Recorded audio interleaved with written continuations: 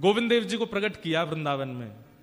वो रूप गोस्वामी कह रहे हैं कि यदि आपको संसार का भौतिकवाद प्रिय लगता है तो श्री कृष्ण की लीलाएं मत सुनना। बोले क्यों? बोले यदि त्रिभंग ललित श्याम सुंदर की लीला सुन ली और उस लीला को सुनते समय तुम्हारे नेत्रों से आंसू आ गए और आंसू निकलते ही श्री कृष्ण को यदि तुम भागे तो फिर तुम किसी और के हो नहीं पाओगे, केवल इनके ही रह जाओगे। इसलिए जिसको बाकी सब कुछ प्रिय लगता है वो जितना हो सके ठाकुर जी से दूर रहे, क्योंकि अगर इनने पकड़ लिया तो फिर किसी के नहीं हो पाओगे। सब प्रिय लगे और कृष्ण भी प्रिय लगे, इसका मतलब आप ठाकुर जी को चुनते हैं। लेकिन कृष्ण प्रिय लगे बाकी सब कुछ प्रिय ना लगे, इसका मतलब ठाकुर जी आपको चुन रहे हैं। और यह स्थिति बन गई है किनकी? परीक्षित की। सप्तनिधि है ना, गोविंद देव, गोपीनाथ, मदन मोहन, राधा रमण, राधा वल्लभ, जुगल किशोर और बांके बिहारी। इन सप्तनिधियों में तीसरे ठाकुर हैं श्री मदन मोहन। कौन से? मदन मोहन। बिहरत निस दिन कुंज गलिन में, ब्रज जन मन सुख धाम, मदन मोहन को रूप निरख, सनातन बलि बलि जाए, वृंदावन प्यारो वृंदावन, श्री वृंदावन। मदन मोहन लाल, एक बात आपको हम बहुत रहस्य की बता रहे हैं, ध्यान से सुनिएगा।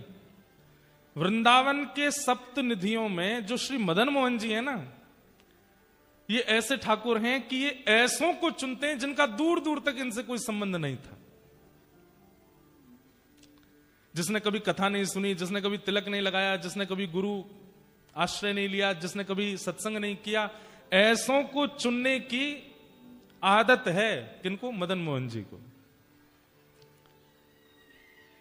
सब लोग थोड़े थोड़े आगे खिसक आओ, हाँ आगे आ जाओ, बिना हल्ला किए, बिना कुछ बोले। तो ये मदन मोहन लाल जी ऐसे हैं, इनकी आदत है। राधा रमण लाल जी एक प्रकार से वैष्णवों को चुनेंगे। राधा रमण लाल जी, राधा वल्लभ लाल जी, बांके बिहारी लाल, ये उनको चुन सकते हैं जो कथा सुन के गए होंगे, जो कभी वैष्णव संग करके गए होंगे, जो रसिकों का संग करके गए।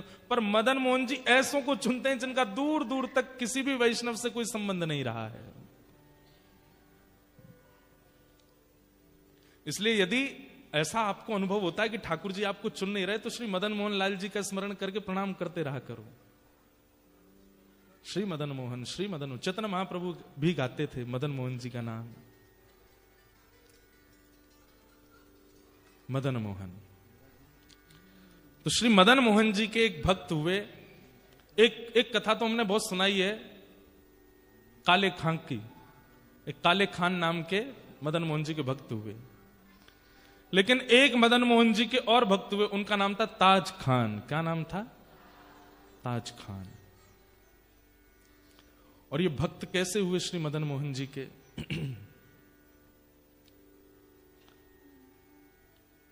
इनकी सुंदर सुंदर रचनाएं भी हैं। और मदन मोहन जी जो हैं ये करौली राजस्थान में विराजते हैं। प्रगटे वृंदावन में, लेकिन फिर मुगल आ गए थे, मंदिर तोड़ते थे, तो इसलिए कई ठाकुर बाहर गए। तो मदन मोहन जी पहले जयपुर गए, फिर जयपुर से करौली गए, और जयपुर से करौली गए। उसके पीछे भी बड़ी सुंदर कथा है। जयपुर के राजा, उनको सौभाग्य मिला 3 ठाकुरों की सेवा का, गोविंद देव, गोपीनाथ और मदन मोहन। तो गोविंद देव, गोपीनाथ आज भी जयपुर में ही है, लेकिन मदन मोहन जी जो है ये राजस्थान में करौली जगह है, वहां विराजते हैं। तो जयपुर से करौली क्यों गए कि राजा की जो बेटी थी उसका विवाह हुआ। तो बेटी से पिता ने कहा, बेटी मैंने वैसे दहेज में सब कुछ दिया है तुमको, लेकिन फिर भी तुम्हारी कोई इच्छा हो तो बताओ। तो बेटी बोली, पिताजी जो मांगूंगी सो दोगे? बोले हाँ देंगे। तो बोले एक काम करो, आपके पास 3 ठाकुर हैं, गोविंद देव, गोपीनाथ, मदन मोहन। मदन मोहन जी मुझे दे दीजिए, इनको मैं ले जाऊंगी। राजा के तो जैसे प्राण निकलने को हो गए। लाली तू जो चाहे मांग ले, लेकिन इनको मत मांगे। लेकिन बेटी भी रोने लगी, बोले मैं लूंगी तो इनको ही लूंगी और मुझे कुछ नहीं चाहिए, आप अपनी धन संपत्ति रखे रखो। अंत में राजा मान गए, ठीक है देंगे, लेकिन एक परीक्षा होगी। बोले क्या? 7 विग्रह रखे जाएंगे और तुम्हारी आंख पर पट्टी बांधी जाएगी, स्पर्श करके तुमको बताना पड़ेगा। अगर तुमने सही मदन मोहन जी बता दिए तो तुमको मिलेंगे, नहीं तो नहीं देंगे। बेटी बोली ठीक है। 7 विग्रह बने, एक जैसी कद काठी, एक जैसा स्वरूप, मुख आदि सब कुछ।